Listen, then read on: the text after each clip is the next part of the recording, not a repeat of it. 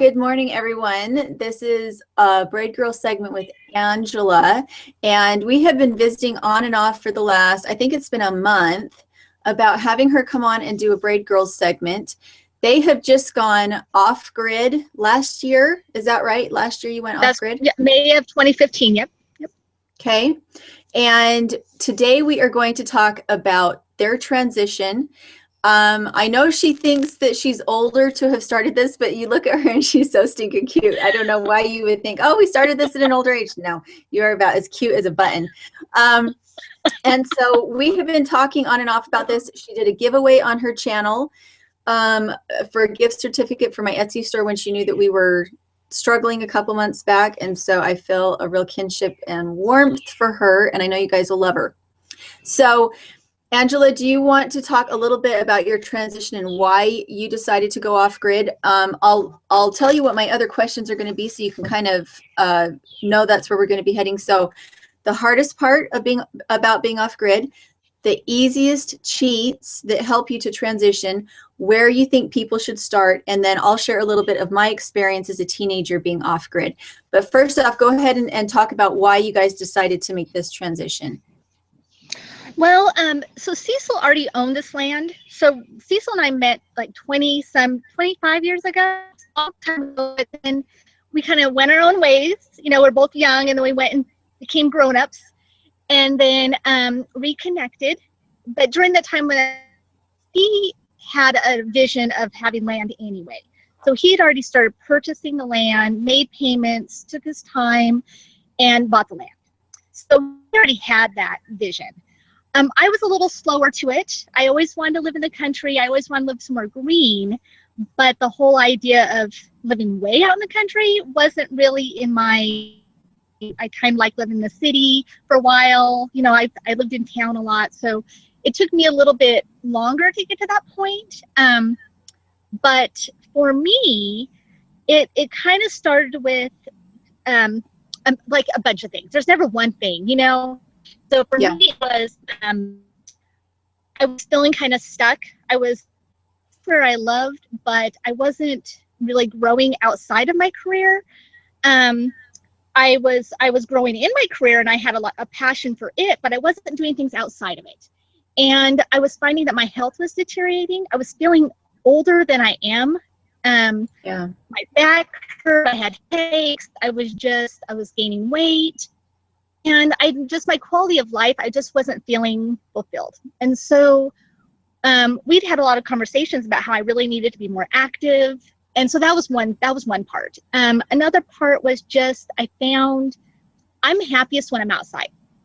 And so really it was a matter of, I wanted to change for myself. I wanted more peace. I wanted to have some growth.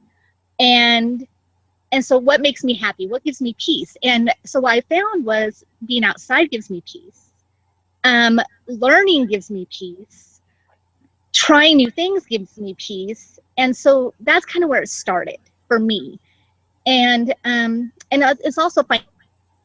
So, you know, if you have a mortgage and or rent or whatever, you always owe. You're kind of a slave. And Cecil already owned this land. It was paid for. It made absolutely no sense to continue paying somebody else for us to live somewhere when he's already paid for this land. So that was another reason. So it was a bunch of things. But really what shot us here, what shot us here was a little over a year ago, we came to Ohio for a funeral. And while we were here, in this area, we came to the property so I could see it. And I fell in love. I mean, we were only here for not even an hour on the property. We just did a walkabout on it. And I love it. I mean, while we were here, I heard deer. Well, it was a buck. I heard a buck, and I saw turkeys, and I saw tracks of animals. And it's just beautiful here. I can't explain the feeling, but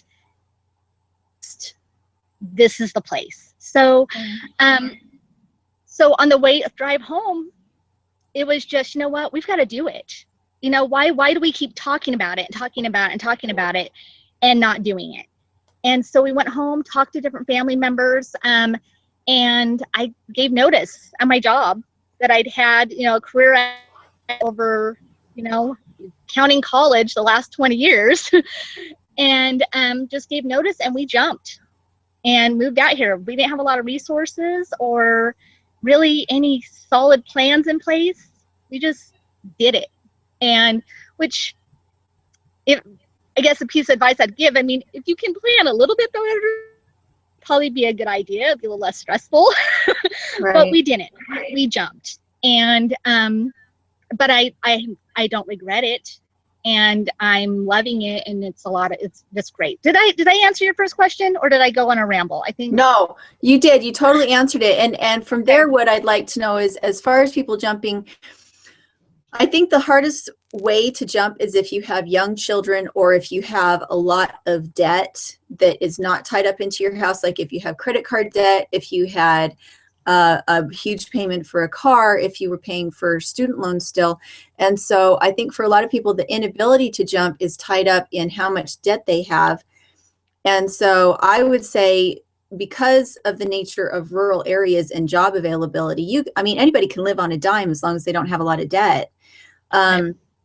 So it sounds like maybe if you had a mortgage where you were, that was about the only debt you had. Well, and so see, both Cecil and I had previous marriages, and so through our divorces, we no longer had mortgages, but we did have rent, and we did have some debt, but it wasn't at a level where we didn't think that we could find job work here. Now, finding work here is a lot more difficult than where I came from, and that was a little bit of a shock to my system, because I really didn't think I was going to have a hard time finding work at all. That was not the case, actually, but our debt to income, and that's why he actually works out of town. So he has to work out of town so we're not there yet. We still have debt. We still have things we have to take care of, which is why he has to work out of town. But finding work in my field has been a little bit of a challenge. And to be honest, I'm not even sure if that's where I want to go anyway. I'm kind of liking what I'm doing. So, yeah, so the answer to what you just said is yes. If you have a lot of debt, especially a big mortgage and things like that, that's going to be so challenging. And if you have little children, I wouldn't recommend jumping like we did. If I had babies, there's no way. There's no way I would do it like I did it. I'm not saying I wouldn't do it. I would do it differently. Right. Because it would be very difficult doing it how we did it with little ones. I mean, we were living in tents, so there's no way I would do that with a baby. Right. But just two grown adults, that's fine. It's more of an adventure. If it's just two adults, it can be an adventure. When you have little babies to carry, as well as carrying your own water, that's when things become really interesting really fast, especially in the winter when you've got croupy babies and you're right. Or and really toddlers. settled. I mean, I'd almost rather have a baby than toddlers doing this, because at least a baby, you know where they're at. Right. Toddlers, they're running around. I'm like, I don't think I would do it that way at all with little ones.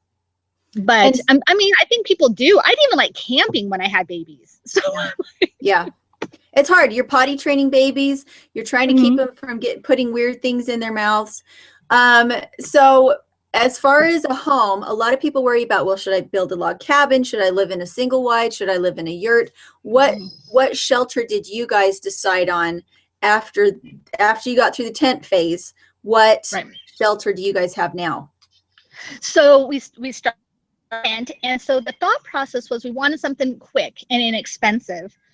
Just because winter was coming, so you have to get moving. So what we decided was we knew we were going to need outbuilding. We knew we were going to need like at least a shed, bare minimum. So the thought process was, let's build a big shed that we will live in until we can get a house built. And so that's what we did. Wow. So we have, I don't know the measurements, I'd have to ask Cecil, but the downstairs is 200 square feet, the main living area. So if you count the loft, it's about 400 square feet. And then we added on a back porch so it has pressure treated when it was like a back porch, and we have that covered. So, and I don't know how big that is. So let's add another 100, square feet. Just even though it's not, I don't know how big it is. It's little. So about 500 square feet total. Okay. So it's a pretty big shed, but it's a really small living area. Right. But that's what we decided to do. But it's only 2 of us. Yeah. So, and I think if there was like that size, you could probably be okay with like a little child, maybe, but it would be rough. It'd be really rough. Right. I mean, it's rough with 2 adults and 2 dogs, so. Right. And so did you insulate it? Did you finish it so that in the cold you didn't just have sheet metal between you, or did you just have a really good fire going all the time? So it's OSB with some siding, or the walls, and we do have the roof is just the metal roofing. We don't have, it's not finished out. We have a little bit of insulation kind of between the bottom floor and the dog see deer, sorry. Or something, I don't know what they see. They don't usually bark. But so insulation to help between the bottom floor and the top floor. But we had a wood stove, and it was plenty fine. We actually put the wood stove on the back porch because it would have been too hot having the wood stove in the actual area. So in the winter, it's fine. And so far, it's staying fairly cool in the summer. We have solar. So we have a fan running off of our solar, but I don't even run that all the time. We were going to put air conditioning in, because we hooked it up to see if it would work, and it works, but we just haven't ever gotten around to actually putting a hole in the wall and putting it in. So haven't really needed it. And how cold does it get where you are in the winter? About how cold is your coldest? So I'm thinking the coldest, because I was watching the weather for sure in the winter, and I think the coldest I saw it get was in the 20s. So it's still pretty cold. Yeah, and I was told it gets colder, but I don't remember seeing it getting under 20 last winter. And so I've only done one winter. But and I found that I'm like, it's amazing what you can handle. You learn to adjust, because I was working, and so I'd come home like, do I really want to build a fire? I'm like it's 40 degrees. I can totally handle this. Right. Put another sweater on. Put another sweater on, a couple blankets, you're good. Yeah. Well, yeah. And it's different if, sometimes you need it warmer because you're there all day. A lot of times, like you said, when you're away from work, you come in, you're well fed, you're warm enough, you get into the house. And if you're barefoot and wandering around the house barefoot and you've been there all day and you've been out doing chores and you're really chilled, it's different. And if you have kids, it's very different. It's different. Yeah. Okay, so let's go to, what do you think is the hardest part about being off grid? I think the hardest part for being off grid was just the change. Really, because even I chose this, I was excited about it, I was passionate about it, and I'm dedicated to it. However, I went from living, I had an office job, I had I had unlimited internet access, I had, showers whenever you wanted it. I lived on grid. I had the normal American life. And when you move off grid, you have in your head what you think it's going to be like. And then you have reality. And the reality is there's a lot that for me, there was a lot of things I didn't know how to do. And I wasn't used to the heat. The heat was harder for me than the cold. And I've heard other people talk about the cold being harder for them, but for me, it was the heat. And I didn't realize it was going to be that hard for me. And I didn't hard how out of shape I was. I mean, I knew I was out of shape, but so just there were so many changes, and going and getting your water, that's some work. It is. And working out in the heat is a lot harder if you've never done it. And so that was, I think I told you this off camera before that when I first got out here, just even 10-15 minutes in the middle of the summer, that killed me. I thought I would get nauseous. I'd have headaches. It was, Cecil was constantly like, go sit in the shade, go get some water. You have to build up a tolerance because he already had the tolerance. I didn't have the tolerance.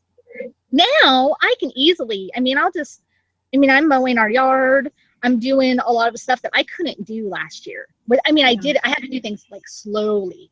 And so I think that was the hardest. It's just like your body adjusting and then the emotional piece. And I'm going to put it out there, and for me, there's certain times of the month when I'm more emotional than other times. And when you're emotional and you're tired and it's hot, that's something you need to think about. Really, you go off grid and you're going to do it with somebody else. You need to think about those things. Those were probably the hardest times for me, like just that change. So anyway, I guess that was a lot of things, but it's the emotional and it's just the change and the stress of change, even if it's something you're excited about. So, well, and you talked about the heat. For me, just hands down, the heat is harder on me than the cold, because I can go in the house and build up the wood burning stove, but I can't go outside and turn the cold down in order to get done the things I need to, I can't go out and turn the heat down because I have things that are going to die. I've got animals, I've got plants. And if you saw Go for Green Living, they're off grid too, and they are in the Appalachian Mountains. Where are they? I'm trying to remember where they are. Are they in Alabama? Are they in Alabama? Maybe that. Go for Green Living, right? Yeah. No, wait. What did you say? Go for Green Living. Yeah, they're in Alabama. Are they Alabama? So they talk about how, you don't run an air conditioner off of solar panels. It is that is a whopping huge pull on your solar panels, and you just can't do it. And so they talk about how they acclimated to it by that they don't use any air conditioning anywhere, because then their body's reaction to the heat becomes more intense because they're not acclimated to it. So for anybody who's like getting ready to go off grid, don't turn on the air conditioner in your car, roll your windows down. Don't turn on the air conditioning in your house, open your windows, close your windows when you know it's going to be the hottest, and maybe use some fans. But these are things that, it's like you said, you can acclimate your body to them. You're not going to die from the heat as long as you're careful, but your body is smart enough to acclimate to it if you give it enough time. Right. And I think don't underestimate the emotional toll it takes on you. It's not just a physical toll. Mm-hmm. Physically, you can go sit in some shade. Physically, you can go get some water. But emotionally, for me, it was hard to slow down. That was so hard for me. And it was hard for me to my body and slow down. I wish I would have been more acclimated to the heat by the time I had gotten here. But I wasn't. And so now I'm becoming stronger and I'm better at it. But emotionally, it was hard for me to slow down and to not be able to do the things I wanted to do. Yeah. So, our family got heat stroke 2 years ago. It was our second or third summer here, and we are not off grid, but we don't have an air conditioner. We leave the windows open and things like that. But we would go out and work in the middle of the day in the burning hot sun. I had 2 little girls, and we went out because we just felt like we had to. We got heat stroke, sunstroke, and now it's like our body has a reaction to heat that we're finally 2 years later being able to work up to being out in the really warm heat. But there's a lot of people that just don't understand that you could die from heat stroke or sunstroke. You could. And even if you don't die, it does actually take a toll on your internal organs and on the way your brain works for a while if you do experience something like that. And it's not a little thing. Right. Okay. It's huge. It is. It's huge to listen to your body, because so much of what you do when you're off grid is physical. There's less equipment to do the things that you need done. And so you are relying just on your own physical well-being to be able to keep things running. Okay, so we talked about this yesterday, and this is the one I'm the most excited about, because there's so many people out there who feel like it's a religious thing, that when they go off grid, that they're just going to be 100% off grid and they're not going to have any conveniences, and they're just going to pioneer it, and it's all going to be blissful and a huge blessing of simplicity, and it is a blessing of simplicity, but there are a few things. I have a few things that I will do a cheat on. When I lived off grid, I would have chosen that cheat if it was an option. And Angela has some cheats, and I think there's a trend here because they're both the same cheats, and they have a lot to do with how heavy water is. And so water is huge. yeah, water's the big one. So go ahead and tell me about your cheats, Angela, because I think they're brilliant. Okay, so for me, my cheats really, and again, same thing that you said, you know, I had this vision in my head of what it was going to be like, and this romantic idea of doing laundry outside, and, you know, and I do my laundry outside, but not always, because sometimes I just don't want to. Sometimes I just don't want to go lug more water. You know, sometimes it's too hot, or sometimes it's cold, and sometimes I just don't feel like it. And so sometimes I go to the laundromat. I've went and visited family and taken laundry with me to my family. Cecil works out of town, so he takes his laundry because there's a laundry facility where he stays, because they get him rooms and stuff. So I'm you know, at first I felt like it was a cheat, and I felt like I almost couldn't admit it, you know, because I'm like, I don't want to admit to the homesteading community that I'm cheating. But you know what? It's not. But you have to do these things for your own emotional well-being. If I'm stressed out about trying to get laundry done, it's just not. It's not fun, and it's not good for my emotional stability. And it's the same with showers, because again, water, and I do the whole bucket bathing thing, sponge baths, whatever you want to call it, and it's I really don't mind it. I've gotten used to it. But I have a membership at a gym in town, and so sometimes when I go to town to get other things, I'll also hit the gym. They also have a massage table there, by the way, which is amazing. Amazing. But I'll get my shower there, and it's therapeutic for me. It's almost like, you know, and when I used to live in town, occasionally I treat myself to a spa day. Not very often, because they're really expensive.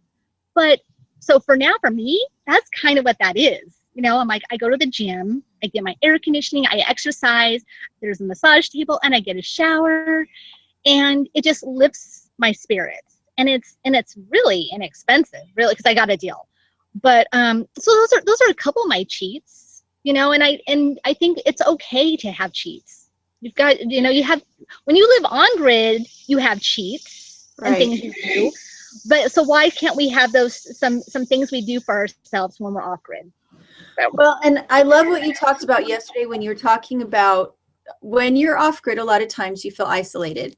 You don't have the same conveniences. You don't have the same timetable as other people. So sometimes you can feel a little awkward when you come out around people because, for one thing, you're not showering every day. Right. You are wearing a more rugged kind of clothing, and you can start to allow yourself to become a bit of a hermit. And so I loved your other cheat. This was my favorite one because I thought it was brilliant when you acclimated yourself to the heat by getting a job. So tell us about that. Yeah. So when we first got here, one thing we did. Money was important, so it was nice to go get some extra money, but one of the first things I did was I went and got a waitressing job, like almost right away, because I wasn't that helpful on the homestead anyway, because my skill sets are fairly low, and they're growing, but then they were really low, and plus, like I was saying, I couldn't do much because of the heat, and I was, you know, Cecil's great and all, but sometimes you want to talk to another girl. Right. you know? And so it was, for me, people thought I was crazy because I was waitressing and I was having a blast. There was music playing. I got to talk to different people all day long. I say there was air conditioning. There was air conditioning. Right. And I was like smiling and bubbly because I was just like, and I had other people like, are you crazy? I'm like, are you kidding? This is fun. I'm getting paid to visit with people, listen to music, and I'm getting exercise too, because waitressing is exercise. So, I mean, and plus I got to try new foods. So and plus I felt like I was being useful. I was bringing in some money too. So I like things that are double duty, you know? So I forgot we talked about that. Yes. Well, and I don't think you can ever discount homesteading and off-grid, it really is about happiness, quality of life, and family. And if you're really miserable where you are the way that you're doing it, instead of just throwing your hands up and throwing in the basket and just saying, well, I'm out of here, this was stupid, this was an awful idea, instead give yourself permission to tweak it. It's like living anywhere. You give yourself permission to tweak it until it fits for your family and for your personality. For me, when we started homeschooling, I went and got a babysitting job because I was worried that my kids wouldn't get enough socializing. And it meant I was working away from home, but I had my kids with me. So, okay, so it really is about whatever that fantasy theory you have in your brain. Don't let it become a dogma. Instead, let it become a guideline.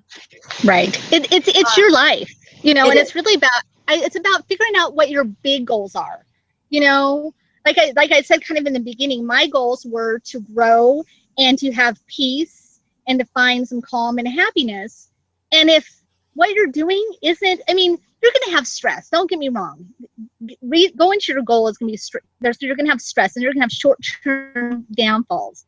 But if you're doing something that's going to give you long-term stress and it's not going to get you to your long-term goal, then tweak it, adjust it.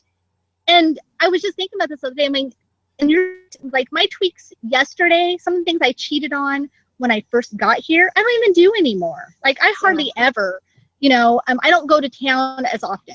You know, I don't, we used to occasionally go get a hotel room because I was just like, I need a break.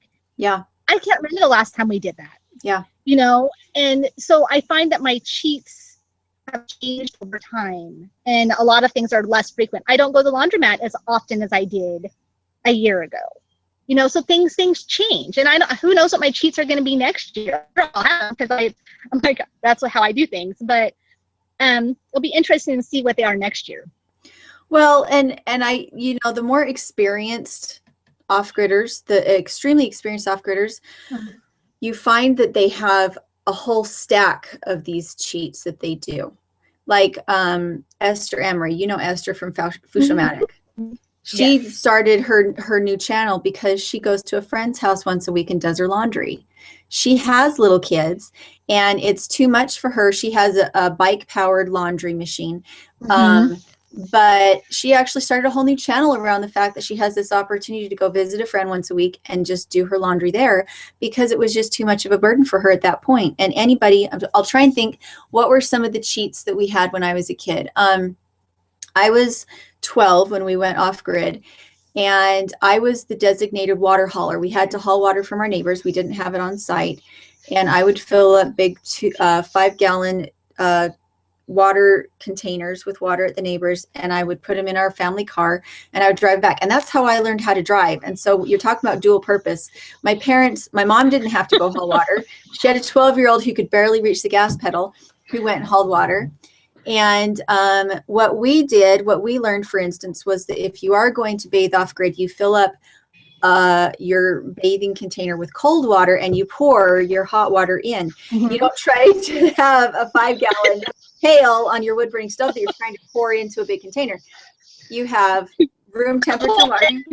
Yeah, you use a little bit of common sense as far as like what is the least taxing way for me to do this. And my biggest advice to anybody that's going off grid is get rid of all your fancy clothes and go down to blues and browns and blacks. As far as whether you're boy or girl, if you want to throw some feminine in there, get some dark purple, but get rid of anything pastel and anything white if you're going to actually always be doing your laundry off grid, because it's a different beast. Doing your clothes by hand, it doesn't have the agitation and the roughness of a washing machine. And while you can soak things to get dirt out, it is not going to be as clean as it would be if you had a regular washer. And it's okay, it doesn't have to be, but cut back on your belongings. Cut back to definitely no underwire bras if you can help it. Have it be something that's a little bit more laundry friendly. And cut down on the number of clothes that you have. If you only have enough clothes to go through 1 week, then rather than kind of procrastinating and saying, well, I'm going to wait a little while and do my laundry later, when you have 3 loads of laundry that all need to be done at the same time and you're doing them by hand, it's like you were talking about, your emotional state becomes dragged down by the sheer just looking at that pile of laundry. Right. It can be very overwhelming. And one thing I've done is I have a separate tub of my city clothes, my clothes, like if we're going to go on a date and do something or go to a wedding or something like that. That's separate. That's like, those are clothes that I don't touch very often. And then I have my daily, I kind of have well, I actually have 3 categories. I have my all the time clothes. I have the just going maybe like something I can change into real quick out of my grubby so I can run to the store really fast if I need to. And then I have my nice clothes that I hardly ever touch because it's a lot of work. But my daily stuff I can wear a couple times. They can get dirty and they're darker clothes, things like that. But there's not very much of any of them. It's just a few things. Because having city clothes, those need ironed. Those need special washings, and so I keep those separate and preserved for special occasions. Yeah. But then I think also talk about clothing. For me, it's nice for me to have a couple things that for the on-site that are pretty though too. Mm-hmm. Dark and stuff, but you talk about having something feminine, having a couple things that are easy to wash, don't need a lot of ironing, but still pretty. For me, I like my headbands. That gives me some color. That gives me something. Headbands and a couple pairs of earrings so that I still feel like I'm a girl. Yeah. So, and that's emotional sanity, but not too much of anything. Yeah. And I know for me, and it might be because I have kids, but we have 4 people we're doing laundry for. And for me, that's probably a defense mechanism for me, is that if everybody wears the same color clothes, then everything fits in the same load of wash and I don't have to sort things and it's just super easy. So for me, my cheat on that kind of thing, if I was off grid, would be my makeup. It would be, like you said, something colorful that still makes you feel feminine. Mm-hmm. I'm very careful about the cut of my clothing. I don't wear anything that doesn't fit right, because if all I'm wearing is dark colors, like you said, the only way to really suggest that you're still a woman is the way that you wear them, making sure that they fit, making sure you're not wearing something that belongs to your husband, having the pretty headbands, having some jewelry. Those things, they really matter.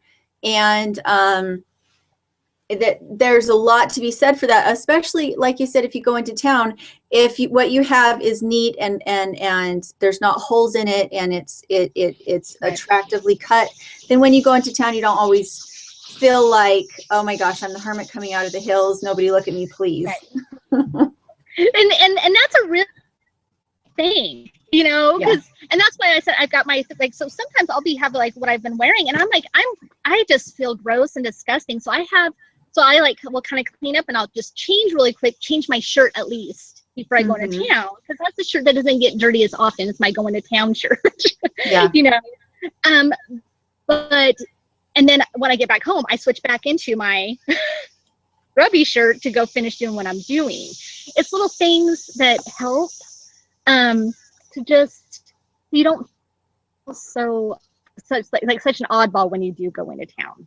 Yeah. And some people might think that's silly, but for me, I want to feel normal, just like anybody else. I don't want people staring at me. Yeah. So well, and you think how our grandmas used to do. I remember my grandma, my cute little grandma, she'd wear a house coat. She would actually go around like in her going to town underwear, like her slip and everything. She'd put a house dress on that would button up the front. She'd go out and do her chores in her little, I mean, you know what a house dress is, right? Am I older?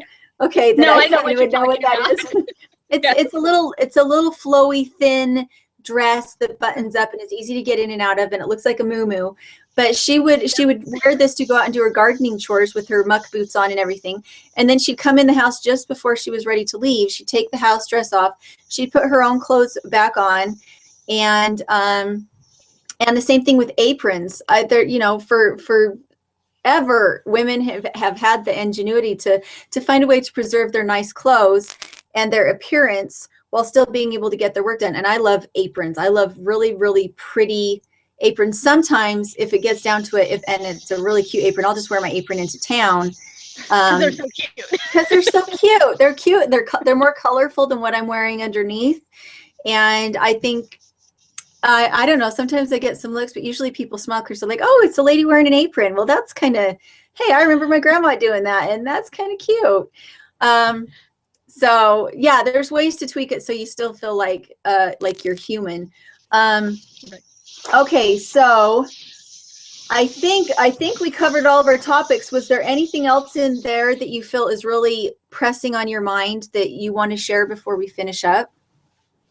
No, actually, I think we covered everything and more than what I even thought about before I sat down. I think this has been a really fun conversation. And again, you know, it kind of goes back to the socialization. I was kind of nervous about doing this just because it's online, but I think well, I guess one thing, I was talking to Krista from Go to Green Living just yesterday, and I'm so excited about what we're doing as a homesteading community on YouTube. We're really networking and having this conversation. I feel like I just sat down with my girlfriend and had a conversation. I don't feel like I did a YouTube interview, you know, and I think that's exciting. And last night I sat and talked to Krista, I mean, for at least a good hour, and that's the first time I'd ever talked to her, but we have things in common. And she gets it, and and so it's and a while back I talked to Stacy, and it was the same from Doug and Stacy. But you just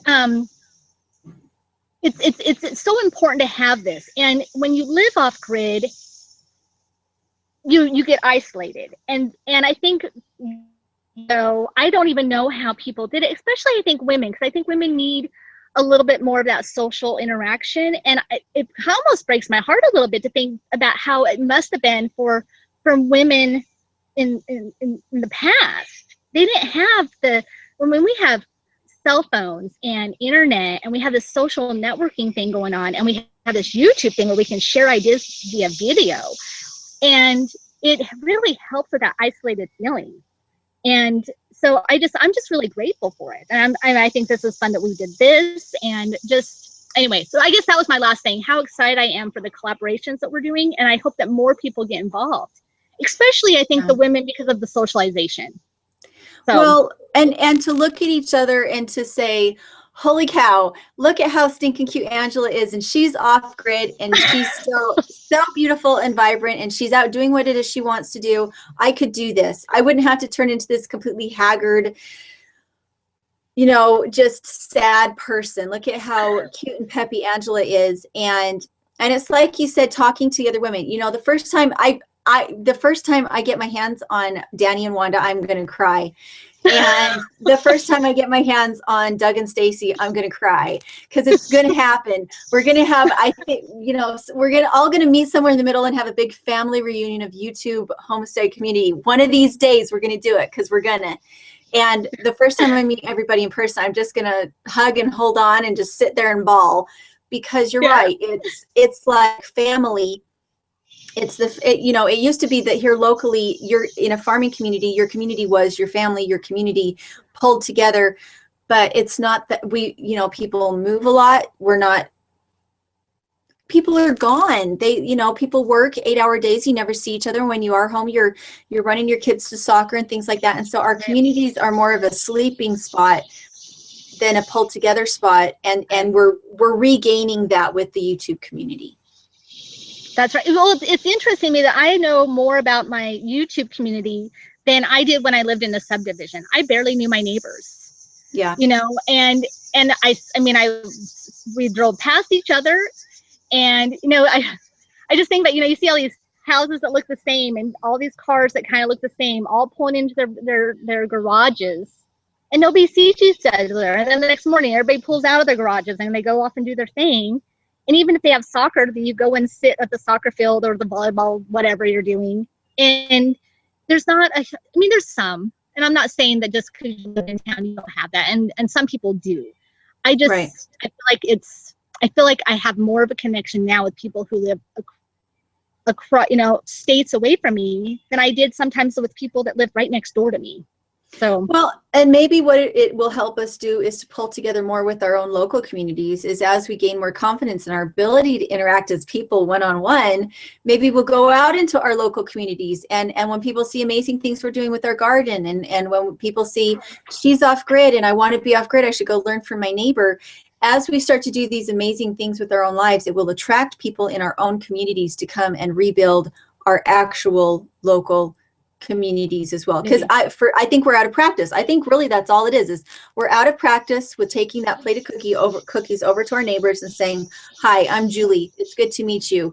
This is my family. We're really glad that you're a neighbor. And we have forgotten how to do that. And I think with this kind of thing, we remember, oh yeah, this is what it's like to have friends and not just be on Facebook. It's what it's like. So to make eye contact, and yeah. Well, and I think it's also different just living in the country versus living in town too, because when we moved out here, it was actually a little bit of a culture shock for me, because my neighbors did come talk to me. And I'm like, what are you doing? It was kind of weird. I'm like, is there something wrong with you? Like, why are you coming up my driveway? Like, did you? It's kind of weird. Yeah. But now I love my neighbors. You know, I know that I've got several neighbors. I can just, if I need something, I can call. People wave and smile when you drive by. Yeah. It's different. And even the small town that we're in, the library has all these. I've been starting to go to the library. Oh, that's another cheat I have. The local library has a yoga class. They have a yoga class at the library. Oh, I'm jealous. Super cool. So and then they have art class like once a month. Sometimes they're really good and sometimes they're a little hokey, but it's a way to get to know people in the community. Right. Because when you're isolated, that's something else. I mean, we have YouTube, but go outside of your area. I'm lucky enough that my town is close enough to me that I can get to the library within 10 minutes. Mm-hmm. So even though I'm in the country, I have a town that has things that I can go do, which surprised me. I wasn't expecting to find yoga in my town. Right. So it's free. Yeah. But sometimes it's amazing what you can find in rural areas, because they are looking for some of the same things. They're isolated too. And so some of the things in rural areas are sometimes a little bit better than even in town. So yeah. Anyway. Well, this has been so fun. It's always so fun to see people face to face when we do these, because you think you know who they are across the phone, and then you get to see them like live, and it's like, oh, there's the cemented friendship. We're friends now. There's nothing you're just stuck with me. So so go check out Angela's channel. It is Bluegrass Bound Homestead. Right. And all of the things that they're doing over there. And didn't you have another link? Were we talking about a website before? I don't remember, Angela. No, I don't have a website yet. So okay. I'm just YouTube and Instagram right now. Okay. So that's all I've got going right now. Okay, so everybody go check out Angela. And Angela, if you want to keep tabs on the comments below, I'm sure there's going to be a lot of people. So we'll put this up next week, next Friday. And I'm sure there's going to be a lot of people asking you a ton of questions. And you please go ahead and answer them. Okay. Because most people have already asked me the questions they want to know from me. And so they'll be directing them at you on this particular video. So watch the comments on your channel. Yeah. Okay, that's easy enough to do. And that way people can get to know you better, and it pulls more people over to your channel. So we will talk to you guys later. Thank you. Thanks. I've got to show you my shirt before I forget, because somebody sent me a shirt and I thought it was amazing. So this is from Gary, and he is a firefighter in Chicago, and I haven't had a chance to wear it yet. But it's another about the